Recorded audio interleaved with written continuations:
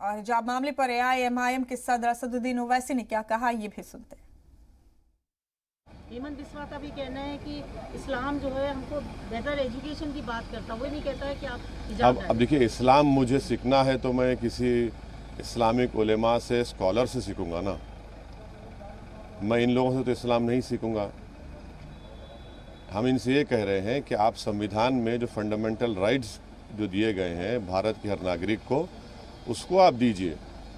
और ये जो कर्नाटक में हिजाब का जो इशू खड़ा हुआ, वो बीजेपी ने उसको खड़ा किया है।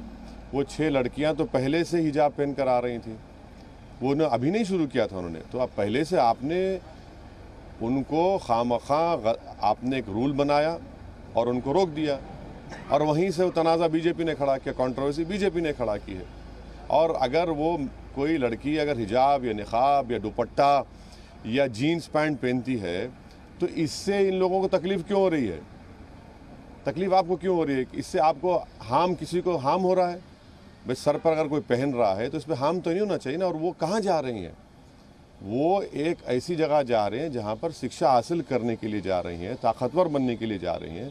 तो आप उनको रोक रहे हैं। तो इससे नरेंद्र मोदी देश का प्रधानमंत्री का स्टेटमेंट एक खोखला साबित होता है जब वो कह रहे हैं कि उत्तर प्रदेश में हमको मुस्लिम महिलाओं ने वोट दिया। अरे भाई, हिमाचल में आपकी सरकार है, वहाँ पर आपने कानून बना दिया। मध्य प्रदेश में आपकी बीजेपी की सरकार है, वहाँ पर कानून बना दिया।